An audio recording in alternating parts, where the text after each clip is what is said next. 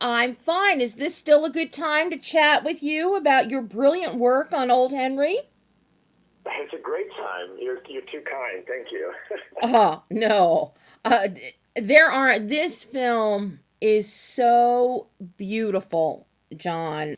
Your cinematography in this film, with the way you use light and your camera movement and placement, it is truly transportive. It transports in time and place, immerses us. We feel through the visuals, through the light, the diffusion. We feel the weather-worn years of the farm. I love that there's no sun. A little bit in the opening scene on the farm where they're digging a hole. But sure. Yeah, absolutely. But other than that, it's gray. And, you make us feel the farm has seen better days. Henry has seen better days. We feel the weight of time and the days gone by through the visuals.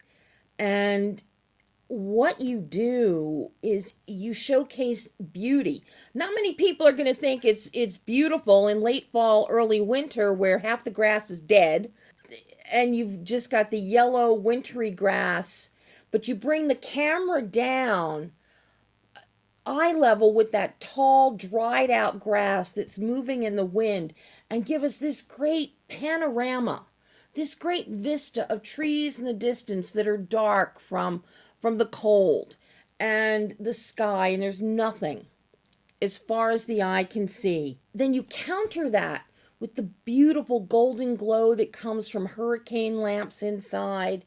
You use that gorgeous whitish gray light that diffuses through the tall, almost, waist high to ceiling windows. Just glorious watching, just looking at this film, John. You have painted the most beautiful tapestry and canvas. Wow, thank you. Thank you so much. Yeah, I mean, it was just one of those things where I feel like you get handed material, and it all stems from that, and then things align in terms of locations, and it just, yeah, it's just it's nice when it kind of all comes together from like every aspect, I feel like, and that's from a directing standpoint of Potsy, the production design from Max and Ruby, just everything, and even the wardrobe that Brianna Quick did. I mean, I think the wardrobe is huge as well, and just in terms of creating that palette. So I feel like there's just a lot of different elements that came together on this one, and yeah, it was special. It really was special in terms of everyone's commitment to it. Anytime you do a timed Western, quote unquote Western like this, you really everybody has to be committed to it, to really being in that time and place, I think. If you're not, it shows, because then you get careless with the little details.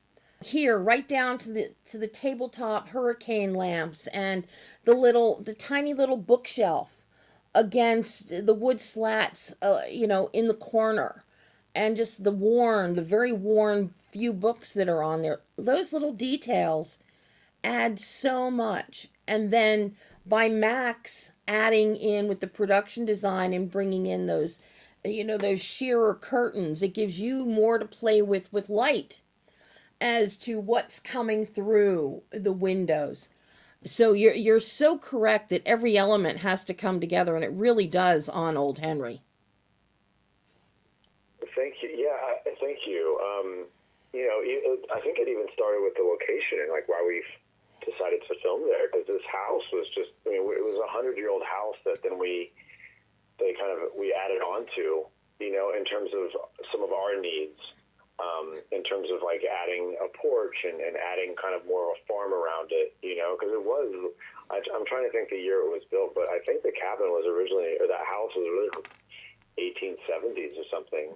Wow. One of the first kind of houses in that area. And so it kind of stemmed from that. And then, it had been painted so many different times, I think, over the years, because it's been used as a location on different things. And so we kind of brought it almost back to what it would have been like, I think, turn of the century, and all those props are 100-year-old props. A lot of those lamps, we had to make some decision on those hurricane lamps of which ones we were going to wire and which ones we weren't going to wire based on the almost like kind of the inherent value of these lamps, because a lot of them were one of a kind. Because there wasn't time to kind of manufacture a bunch of them. So it was just kind of what we could find, or what they could find, and then we had very very detailed conversations about what lamps we were going to maybe wire that would now no longer be a proper oil lamp. Oh my God. Yeah, even down to the there's a table in the main room where where a bullet gets digged out of Curry, played by Scott Haze. And the dining room table, yeah. There's a story behind that dining room table, is that table came out of a house in White's Creek, and White's Creek was probably about an hour and a half away from where we were filming. And there was a time at kind of, I guess, in the late 1800s that the James gang kind of took over this area in White's Creek, and this house and this table came from the house that they used to own. Oh my God. There's a potential that Frank and Jesse could have potentially been talking around this table that we ended up having to that we ended up getting to put in our movie set. So it was just there was just things like that where you're like, you could just feel the weight of everything. Mm-hmm. You could feel the weight of the land, of the sets, and so you just try to be true to that. As a cinematographer, I feel like you kind of take cues from that. And one of the earliest things I told the director, I said, we got to talk about wardrobe, because I'm more worried about wardrobe right now than lens choices, because I feel like in a period Western where you have, you don't have unlimited resources, it's what you film that matters, not, what I mean? And just in terms of the wardrobe and the set design, that has to be amazing. Or it doesn't matter what lenses you have, you'll see through it, and you won't go on this journey. Right. You won't go on this journey with these characters, because something will feel not organic or authentic. And so creating that world where things felt beat up, dusty, as if this world had been around for a long time. I think that was really a charge of ours, I think, in terms of just creating that world. And once you can capture that, then I think then the audience can go on that journey, because they believe it, inherently. And they can kind of get wrapped up into the world a little bit more. Yeah, it is so transportive. I felt like I was back there in 1906, 1907, whenever this was. The minutia, so incredibly done. But you're so right about the costuming as well, especially when you've got people up on horses, because everybody thinks of old westerns, they think of John Wayne and what he's wearing up on a horse. But there's so many other, you need the Marlboro man coat, and you need all these other accoutrements, and you got to have the right spurs, like the ones that Stephen Dorff was wearing. All these little details. And then the camera, you will catch that, especially with the way that you did you were doing a slight Dutch. So with some of those scenes where they're lined up, the posse's ready. They're lined up. They're coming. but it is, as you're going down that rogues gallery, that stands out. So if it's wrong, the camera's going to pick up that it's wrong. It's just so important that everything be perfect, and I think it really is. Thank you. Yeah, I mean, it definitely was just a team.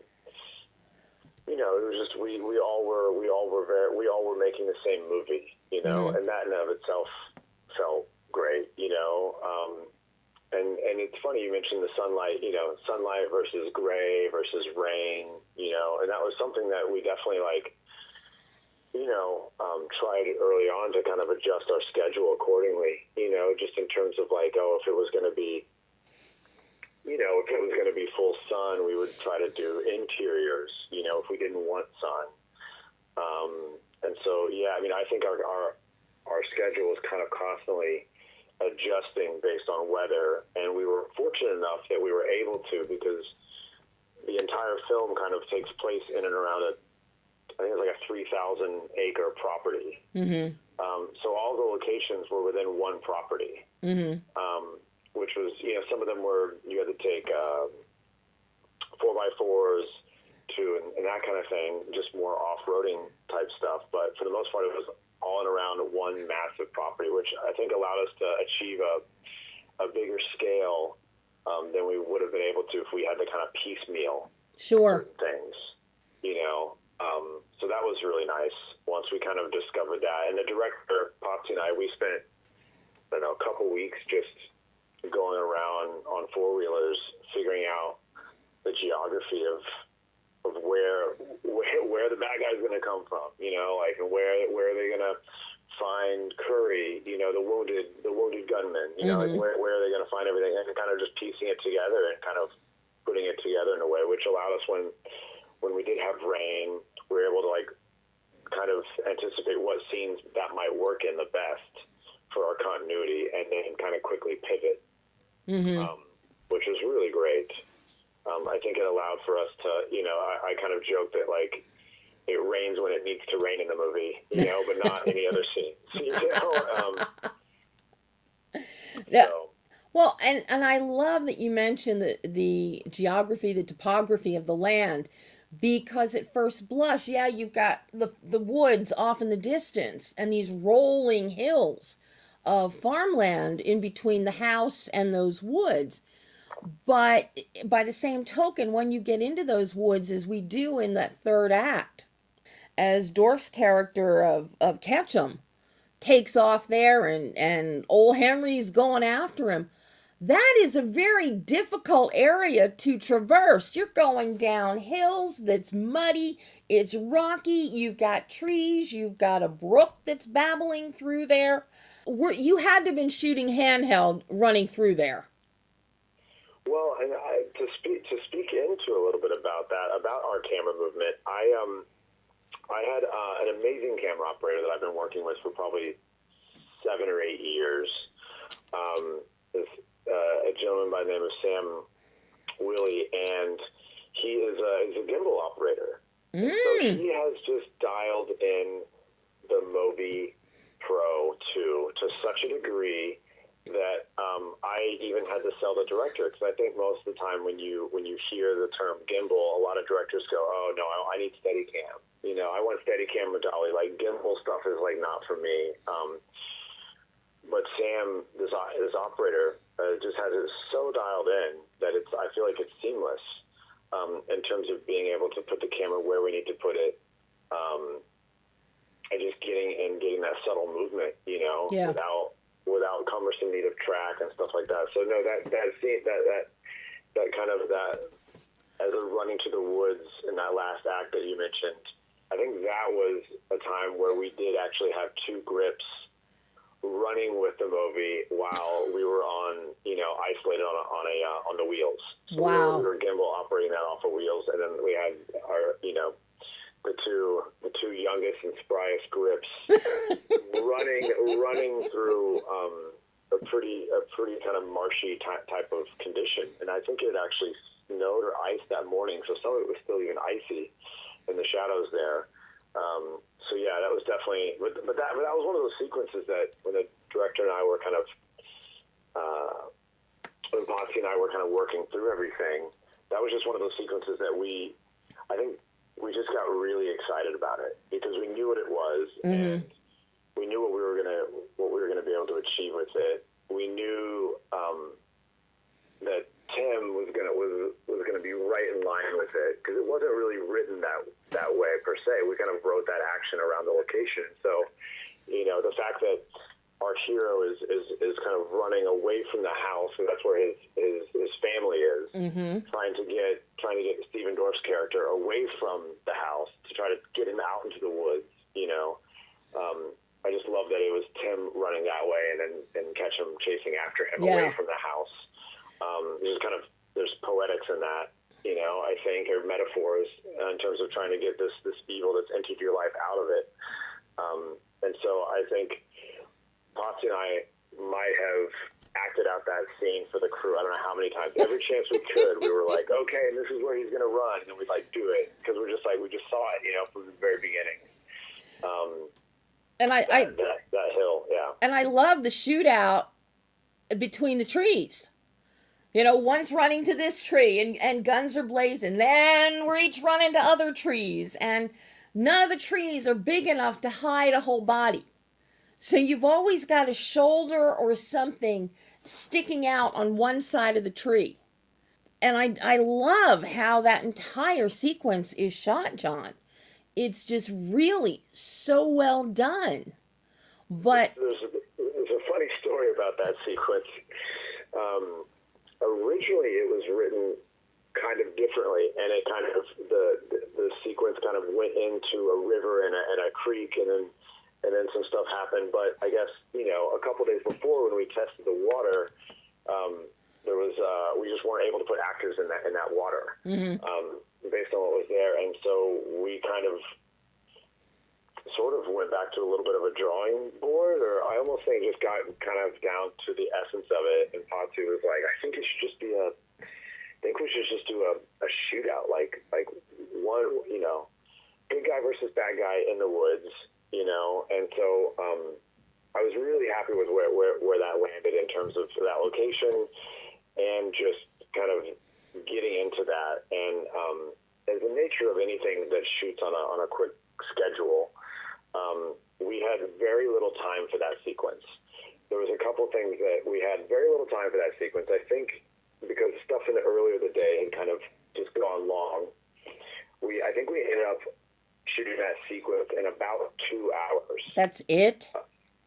And that involved makeup effects, special effects in terms of actual, swiftness on the tree. So that was actually practical, not CG in terms of the effects. And so we had Potsy and I had a shot list, and we knew the shots we needed to get to tell that story. And I think everyone else was fairly confused with what was going on because we were moving at such a fast pace. And because of the all the makeup effects and special effects makeup that we're doing, and Town by is just a legend in his field, David African. Just an amazing human and just an amazing artist. We kind of shot that whole sequence in kind of an edit order. Wow. Kind of like a Hong Kong style, right? Of fight sequences where you kind of go in order because things are going to happen. And so we would be shooting in one direction, and all of a sudden everyone would move 50 feet that way, and we'd shoot that shot. And we'd go back over here and then shoot that shot. So we literally kind of shot that in edit or order. So we would kind of make sure we got everything. Wow. I do think walking away from that sequence, I don't think the director and I were sure. I was like, we think we got it. And then once we saw the first assembly of it, and I were very pleased that it all plays. It all plays, and I feel like, I don't think there's a single frame not in that shootout. Meaning there was nothing there. We were doing single takes on those things. Yeah, that particular, between Dorff and Nelson, that shootout in the forest is amazing. But before we even get to that one, We've got the big shootout at the house. Mm-hmm. And the night before, we've got shootouts under the house. with one guy sneaking around trying to be, not get caught. Well, that didn't work too well for him. This is just filled. I mean, this is old time filmmaking. This is rifle shootouts, small hand pistols. You really excel with your framing, with your angles here, and where the construction of this house really comes into play in these shootouts as we're moving around corners and hiding, around corners, and we don't see what's coming. Is a knife coming around the corner? What's happening?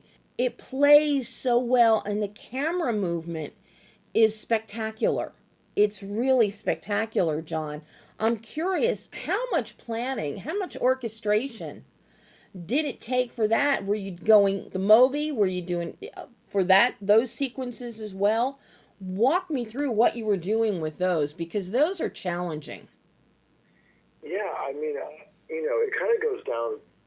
It kind of goes back to that location, right? And in a sense of like, we have, this script, we have these scenes, and then you have this location. Like, how can you utilize that to your best, your best advantage? And so that night shootout sequence where there's someone that ends up kind of crawling under the house. I mean, that was not something that was originally scripted. Originally, it was scripted in some type of barn, but we didn't have a barn, and so Potsy, that kind of stemmed from him and I walking this location, just the two of us, for, like I kind of said, like that week or two, and just kind of plotting out how is this going to happen? Like, where are things going to happen?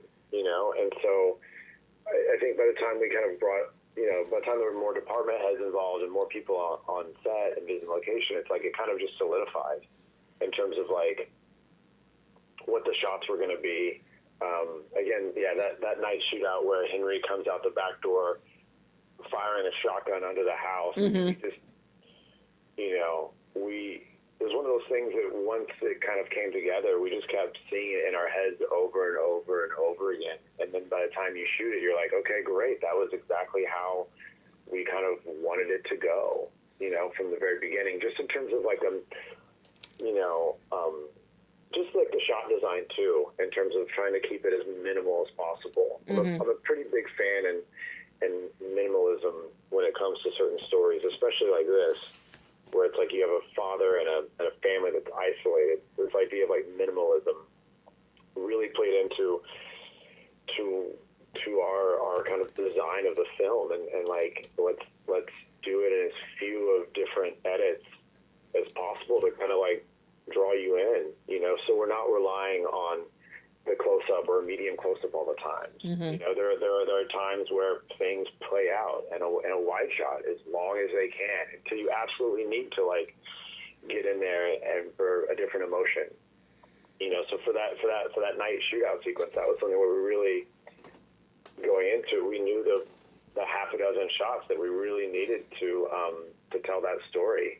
And half the time we would maybe even do one less if we felt like if we captured it the right way. Mm-hmm. I think that allowed us to like spend more time setting up those shots and getting those shots right, as opposed to kind of like having a giant list of things that we might use in the edit. I mean, it was something that I'd say 95% of this film, the director Potsy and I, it was shot listed pretty much to a T, and obviously it adjusts and changes, but the idea and what we kind of set out to do is like we kind of stuck pretty much to that, unless there were any kind of major things that came up, Mm-hmm.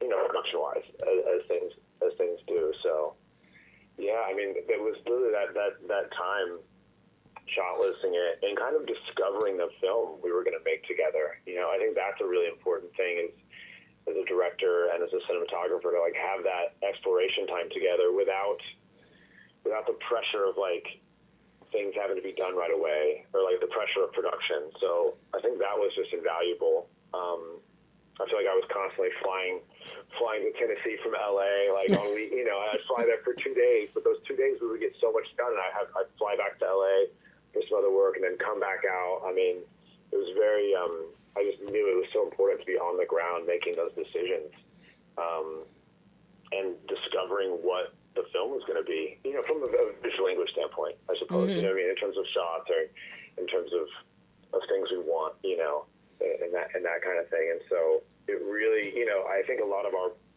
prep time was bringing other people into that process, bringing my camera team into that process, bringing my gaffer into that process in terms of like, this is the film we want to make. Because I think when you say Western, people can have a lot of different ideas based on their favorite Western, or maybe the films they saw as a kid. Someone sees 310 to Yuma, someone else sees Open Range, someone else sees The Searchers. I was just excited that we had a film that doesn't have like a saloon shootout. Yeah. Like, that's interesting. You know what I mean? Like, it was just like kind of getting back to more of a I don't know, let's say classic Western, but just kind of getting back to the basics, because a lot of those early Westerns were, you had some big vistas, but then it was kind of like a drama sometimes. The characters like indoors, so that was kind of like this interesting hybrid where we do have this action, but we also have this, like, I don't know, there's just like a quietness and a stillness that I really responded to when I first read the script. So it was just a joy to be able to be true to that and not make it something it wasn't, Well, I know you were shooting with the Arri Alexa, but what lenses did you end up going with? And hand in hand with that, what kind of lighting did you use? In addition to making decisions about wiring 100-year-old lamps and destroying their antique value, were you relying on natural light coming through those windows, of which there are plenty, or were you actually bringing in sky panels or something? No, yeah, I'll speak to lighting, then we can circle back on the lenses. Yeah, I mean, I knew I wanted a soft quality of light to come through these windows, because we were hoping for these overcast days, and so then this soft quality of light that we wanted to just kind of like filter in and filter through. And so no, we had a pretty, I won't say we didn't have a massive lighting package, but we had an Arri Max 18K, we had a Sky Panel 360, we had some N90s, so nothing like too big, but we definitely were playing them a lot, and so we were just able to, I would say for a lot of the day interiors, I had, an 18K diffused, double diffused with some reflectors skipping off of this, and then at the last, we'd add some other thing to the background just because if we had the time. So my gaffer, Matty Ware, he's actually based out of Louisville, Kentucky, which is kind of where we got a lot of our Griffin Electric crew out of. I had done some commercials with him years prior, and so yeah, he was just a major asset to this film, just in terms of his push and his willingness to kind of like go the extra mile, which I'm grateful for. And so no, we were lighting where a lot of it feels, I think we came away with something that feels like very natural looking image. But no, there were definitely, we had some significant setups, just in terms of trying to keep that quality and that control throughout. Because that was another thing, just visually, I never wanted anything to feel lit. I never wanted you to feel this idea that, like, I just wanted to feel natural. I don't want it to feel manipulated, I guess I should say. I never wanted to feel too manipulated because I wanted us to stay true to this world. That's like the minute we went, if we were to kind of go for a more stylized approach, it kind of just becomes a different film then. Right. And I feel like the story is such about the characters in it. I wanted to kind of disappear in terms of like a lighting. I wanted to be a certain thing, but I wanted it not to draw attention to itself. Well, and you get in that region, you got that great mist and that humidity in the air and the fog that comes in from the Smoky Mountain region. And it's a very specific light. And I really thought the bulk of this was just natural lighting. I would not have thought that you would have brought in a lot of stuff. it looks like it's natural lighting. It looks like if I was back east visiting, I would just be walking out of my door and this is the light I would have. This is the sky I would have with the diffusion in it. So it feels completely natural. Oh, perfect. We've done our job then in terms of, you know what I mean, just creating and maintaining that world. Yes, yeah, you definitely have. And so, what about the lenses you ended up going with for this one? Yeah, that's another. I mean, obviously when you think Western, at least I do, it's like Sergio Leone, John Ford. You think of just these like big frames, and I'd say even, Tarantino, like as he is like kind of revisited the Western on top of itself, and so like I think initially it was like, oh, what anamorphics are we going to get? Like, oh, let's go on a search, let's go on a search for the perfect anamorphic, lenses for this. And so, I mean, I was fairly familiar with the Hawk lenses, like the V series and the C series. And so tested those again. Also tested a set of Cook Vintage 74s, which also are called like the Crystal Express or the X-Tals. Tested those, and then ultimately ended kind of back to one of my initial kind of instincts was master anamorphics, which is interesting because it was this choice of like, do you distort things through the lens or do you distort things before they get to the lens, just in terms of what the image was going to be. And so, yeah, I mean, I definitely can ask my wife and my first AC in terms of the therapy sessions that we went through to try to like go back and forth, because every day I feel like I would change. But every day I'm just kind of like figuring out what the lens is going to be, because it's such an important thing. And so I kind of was, for a while, I think I was fighting that master anamorphic choice because I was like, oh, there's not enough distortion. But then I kind of got to a point like maybe this film is not about that. Maybe this film is not about the imperfections in a lens. It's more about what kind of texture we could create. And I also knew we had a lot of kind of sunrise, sunset, dawn, magic hour things that we were going to be shooting. And so I really wanted to rely on a really modern lens that would hold up, kind of more wide open. And so I was very happy with it. And also our house location, I feel like there's not a straight wall in that entire house because it is such an old house. So we did some tests on location, and I was like, I cannot have a lens that distorts in this cabin, or it is going to be very distracting for certain sequences in particular, And so we just opted for a very, the master anamorphics. I mean, I've been using them for multiple years now, and they're just fantastic lenses. And then we're able to throw different types of diffusion at times to get the halation of a vintage lens, because that was something I really wanted as well, was that halation of some vintage glass. And so we just tested a bunch of diffusion and ended on some diffusion that worked for different kind of lighting conditions. But yeah, I was really, really happy with the lens choice in the end. Well, and but it was definitely something that I lost way too many nights of sleep over, that's for sure. But you're very correct about there's no wall. Nothing in there is straight and even. You see it in the floor, feet walking. You see it with the floorboards. You see it with the walls. Yeah, you would have had great distraction happening, I think, if you'd gone with any other lens. I think, for the end result, I think you made the wise choice of going. Thank you, yeah. I mean, I think texture was just, the texture of the film was always super, that was just kind of,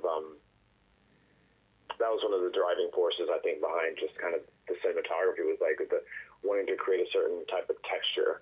Originally when I talked to Potsy about a Western like this, I was like, we have to shoot on 35. Obviously our budget did not allow for that. And so it was like, what enables us to get as close of a kind of a, that film, the texture you're used to seeing in like a Western, and one of the references that I really leaned on heavily for the texture was Hostels. Interesting. The Scott Cooper film, yeah, because I think it's a great film, but I think the texture of that film, I literally, when I first saw that, I was like, this is a texture. This is a texture that makes you feel something. It takes you where you need to go. And so that was the driving force behind a lot of, it was like my fallback decision. It was like, what is going to allow us the best texture? And I think the master anamorphic allowed us to then, I was able to kind of create a custom LUT that worked with those lenses, and then we added some, we did a 35 millimeter grain overlay in the DI, and I feel like those three things put together was, I couldn't ask for them. In terms of just the image quality, I was very happy with the texture. Yeah, it's just absolutely beautiful. I'm really curious because you've got this 100-year-old house, so you have all of its imperfections. You also don't want to destroy it, and you want to retain some of the bones and integrity of it. You've also got to worry about your color. Your color palette is very muted, but for blood. Blood stands out. And I have to tell you, my favorite shot in the entire film, in the first act of the film, where Henry tells Wyatt to dump the bucket of pig parts because he doesn't have time to create a roux or do anything with them. Dump it in and feed the pigs. And Wyatt is like, oh my God, the pigs are going to eat. It's gross. You've got that great overhead shot of the pig organs getting dumped into the mud in the pig pen. That is perhaps the coolest shot in the film. And that color, the deep brownish red of the organs pops. And then as the film progresses and other red pops up, it's very, very significant. So it's almost like a very prescient telling of what may be happening later in the film. But I love the color palette that feeds and fuels this visual tonal bandwidth. I'm curious about your work with Max in terms of color and the production design, and working within the production design of the pig pen and the house. Yeah, in terms of a color palette, there were certain colors we wanted to stay away from, I think just inherently to help us kind of narrow the palette a little bit, just to kind of create some cohesion. And I feel like when we first, because that house, I don't think there was a wall that was untouched in terms of what we did to it. The outside was completely painted differently and then aged, and they spent multiple weeks. I think they spent a week even just painting the exterior of the house so it would feel like this aged gray wood. Mm-hmm. They even went so far as to age the roof as well, because I think it was a bright silver, and so they put rust on it, and they would just there was just constantly people aging and adding layers and layers upon layers in terms of just this, the texture of the walls and stuff. Henry's room, I think that blue was maybe the one room we might not have touched. I think there was some wallpaper on it that we were able to take down. Mm-hmm. I think that blue in there might have been the original blue. Wow. Which ended up being one of our favorite rooms. I love that one. I love that room, John. I love everything you shot in there. It's stunning. Originally, yeah, we ended up one of the last sequences of the film. We ended up moving into that room because we liked it so much. Originally, that was supposed to happen in another room in the house, and the day of, we just decided, no, we need to go to Henry's bedroom, because that blue room, just the placement of the window is kind of in a perfect spot to kind of catch everything, where you don't have to have a lot of lighting instruments inside. You can just light from that one big window, which we did, and so it just gave us the flexibility to kind of, shoot multiple directions without a big reset, which is always nice when you've got actors in the moment. You want to just be able to be fluid and be like, okay, now we're going to move on to your close-up. We're not going to relight anything. We can just move straight ahead. I'm a big proponent of that. And getting back to the color palette and stuff, we experimented with the different colors in the kitchen. So there was some luxuries. There wasn't a lot of time, but there was, in terms of, we would paint a room a certain color, and if you kind of during prep, if we wanted to tack it down a little bit or change it, we had that Max and Ruby just did such a great job, and I feel like we were constantly, so can we do this? And at one point we had to say, like, you can also tell it's not possible, but I feel like it was just a constant evolving thing in terms of the design. I feel like, in terms of, just adding layers, and there's like, if they finish with painting one room, then maybe we could go paint another room, so it was just kind of like, it was definitely just a very good collaboration in terms of like what we were able to pull off, I think, because we just kind of kept working on it until we started shooting. It wasn't like, that's done. It was like, Ruby and Max both like, we're just going to keep working on it and keep adding layers and keep adding texture until we can't anymore. And then, that was it. But in terms of the stuff that Matt designed in terms of the exterior, because they added, a whole back porch to it. They added the kind of the fence and the hog pen, and so we kind of were just designing that as we were going, as Potsy and I were kind of shot listing the film. We would just kind of say, oh hey, we should add this in here. We should move this over here, and so they were just very accommodating in terms of what they were able to do. And what was also nice is that anything that we added to the house, a lot of that lumber was actually from that area.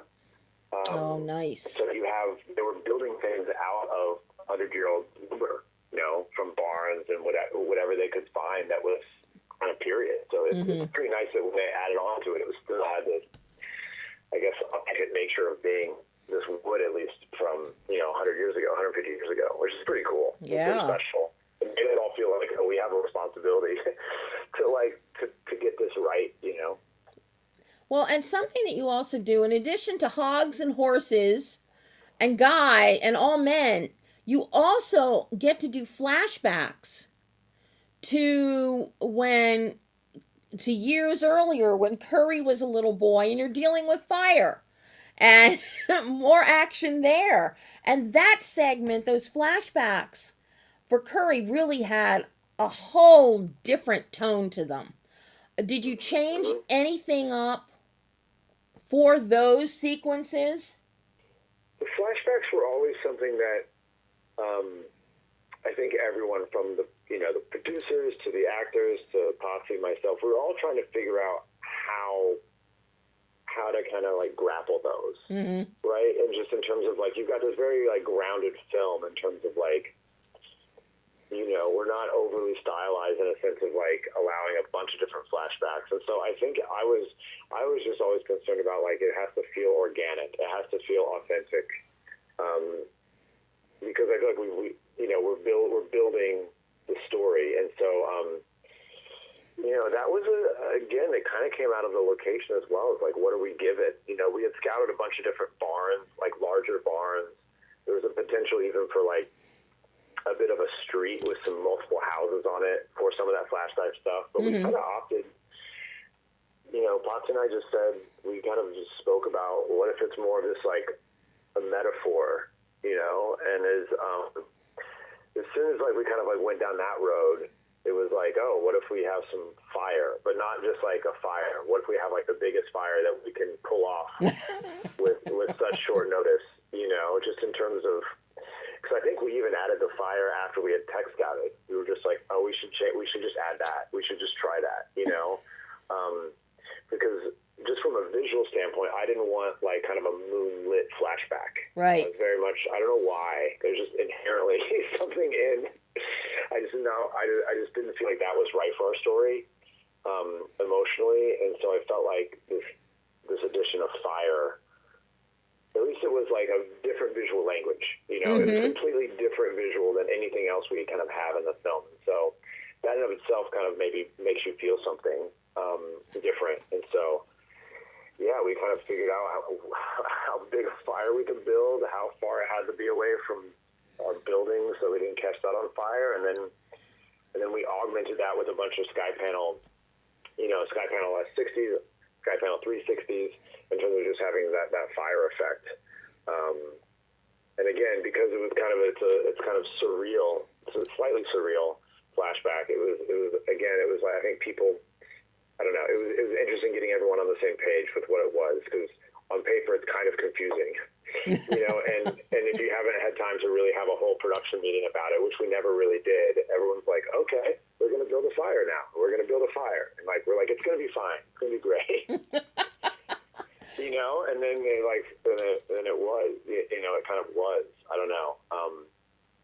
Yeah, that was part of just like kind of just being inspired by the moment, by the location, and then seeing if it's possible. And then we just kind of pushed ahead and kind of pushed it ahead, you know. Well, you know, and earlier you'd mentioned about, you know, a lot, there's metaphor here. There's so much metaphor in this film. And seeing that raging fire in flashbacks, it's almost like this world now that Henry is in, this is kind of what's left after the fire has burned the past. But throughout the film, we've got father and son issues happening here, a father-like dynamic happening here with old Henry and Curry. It's really interesting the way it unfolds. And with the visual texture, because you immerse us, it really lets us appreciate those unfolding dynamics, relationship dynamics in the story. And it all just works so well, John. So well. I am just so excited and thrilled with what you have done visually with Potsy. The film as a whole, I just think it's wonderful. Absolutely wonderful. Oh, it's so nice to hear that. I mean, just in terms of, you know, it's like, you know, you work on, you know, you work on X amount of films, and it's great that I think this film is such a, I don't know, it's a showcase of him and his ability to act, and obviously, and so like, I don't know, it's just, it feels great that it's getting, you know, it's kind of getting some attention, having played at Venice and being on that world stage. So, yeah, we're blessed that, you know, more people are able to see the film now, I think, because of kind of what's happened with it thus far, you know. So which is always the intention, I think, you know, right? Yes, you want everyone to see the film. Yes. Absolutely, yes, absolutely. Especially a film like this. But you know, one last question before I let you go, John. You always learn something with a project. With a film like this, a period piece like this, what did you learn as a cinematographer and using cinematography as a storytelling tool? What did you learn that you can now take forward into your future work, into your considerations when it comes to your future films?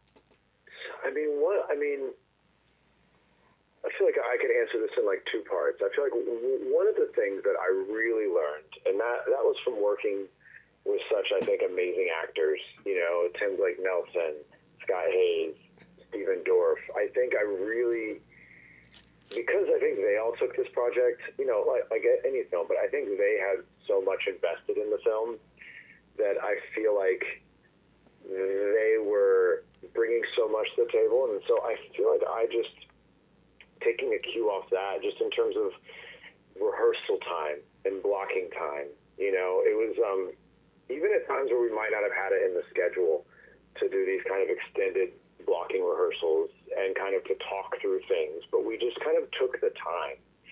And Potsy and I knew that we would be able to make up the time on the back end of the day if we're going to, you know, dig into a scene. So really the importance of blocking and what it means if a character stands up at the end of a scene versus sits down. You know, in a film like this that is kind of more minimal, on some level, I feel like those decisions can send that scene and send the story in a completely different direction. You know, if someone storms out of the room or doesn't storm out of the room when they're angry, those are two different ideas. And so I think kind of having the nuance to kind of really discover that and really sit in that, and feel like what is that right choice for the story. I feel like that's something I really like, the importance of that rehearsal period, and not just assume it's going to go a certain way and then be okay with it if it totally changes, you know. And then in terms of just kind of, I don't know, visual language, it's like, more than anything, I feel like, you know, to take on a project, you have to have your heart and soul in it. You know, the story has to speak to you and it has to grab you as an artist, I think, to kind of go into a project. And so maybe it was just a reminder of, like, you know, this is what a project, this is the energy and the time it takes to go into a project. And so it's a reminder of you really have to give your whole self to something like this. And so it's a reminder of what it takes, I suppose. I don't know if that's a great answer about that. That's a phenomenal answer. Let me tell you, that is a phenomenal answer, John. Okay, because I feel like I answered it without answering it. No, you definitely answered with no question. You did. John, this has just been an absolute privilege to get to talk to you today. I am so in love with your work. I cannot wait to see what you bring us next. Thank you. Those are such kind words. Thank you so much. This is a special film, and it is that visual tonal bandwidth, that visual texture. That is what really elevates this film and sets it apart from being just a basic drama. There's so much more happening here, and it's because of the visuals, and I mean that sincerely. Well, thank you. Yeah, I mean, I think when you step up to the plate of kind of trying to tackle the Western, you know, you are kind of standing in the shadows and the footsteps of great filmmakers that have come before you with the genre. And so you're just trying to do, I don't know, you're just trying to kind of knock it out of the park, because you're like, you have this opportunity to put your stamp, to say something in this genre, because the Western genre is so interesting, because every Western, I feel like, has the ability to build on the Westerns before it, you know, and it's been, you know, and they've been revisited multiple times and interpreted by almost every generation. And so it was a real joy and blessing to, I guess, be able to kind of just be a steward of that with this generation of Westerns kind of coming out, and to have our world premiere at in Venice in Italy, where the spaghetti Westerns and influenced American Westerns, and then we're, you know, it's like it's like a reflection onto itself, and so it was just an honor to make a Western, I think, really, and try to do justice to such a beautiful art form. That's an American art form originally. Yeah, you know? Very much so. The American Western. So, yes, before Sergio Leone, before it became an Italian spaghetti Western, it was an American Western. Oh, John, thank you so much. I hope we get to do this again in the near future. I hope so too. And thank you for watching our film. Thank you so much.